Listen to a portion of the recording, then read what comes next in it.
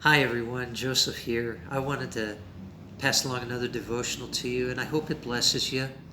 The scripture I wanted to use this morning is from Luke 17, and it's kind of a strange scripture. It's not a scripture that I normally meditate from, but I did want to share it with you.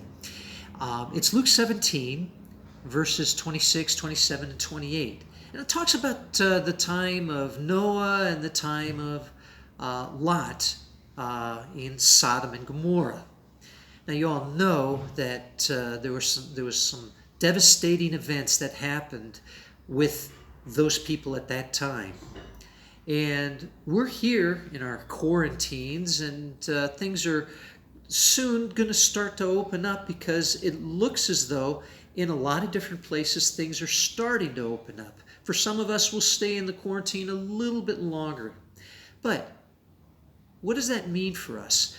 The scriptures in verses 27 and 28, in those times, before all of that stuff happened, it said that people were eating, they were drinking, they were marrying, they were given in marriage. They were building, they were planting, they were reaping. And all of those things that seem to be normal to us. What does that mean? You know that before all of this virus stuff came in and we had to be shut inside our homes, we were doing the same things, weren't we? We were eating, drinking, marrying, planting, building, relating one to another. We were living our own lives. And I want to know, what has this time done for us? Have we taken advantage of the time? Even though we're inside, have we drawn closer to God? Have we asked Him to be more and more part of us? Have we in more ways surrendered ourselves to God? Have we surrendered ourselves to Jesus? Because that's the question. If we do not surrender ourselves to Him, we can read the Bible all we want, we can pray all we want, and we'll be camouflaged into the world and we'll be exactly like the rest of the world that has rejected God, has rejected Jesus. What is our choice today? Are we going to ask God to be more and more a part of our lives? Are we going to surrender ourselves today more and more? And the things that are difficult, are we going to look to Him, or are we going to look to others or other things to solve our problems? Problems we'll have, but where do we go? I remember one time I was talking with somebody, and this person said, there's something different about you. You have a peace and a presence, a serenity about you that's different.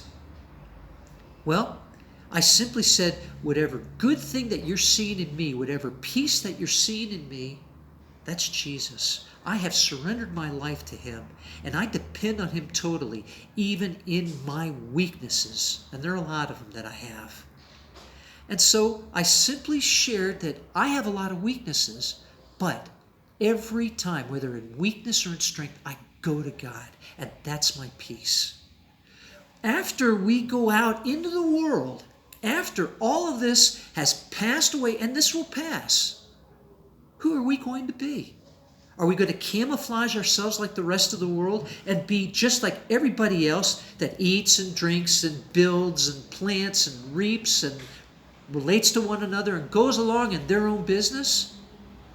Or are we going to reflect the reality of our real and true and personal and infinite God that wants everybody to look to Him because that's the best thing for them?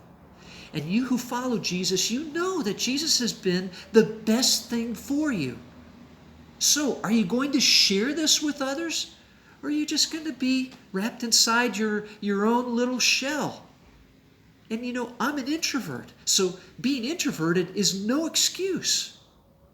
I've got to share in the very way and in the circumstances in my own life, whatever way possible. And God is issuing that challenge to me, and He's issuing that challenge to you. Will you be different? And will you reflect the love of God that has completely, radically changed our hearts. The choice is mine and the choice is yours. And I hope that you can make the choice and have courage to walk in it. God bless you.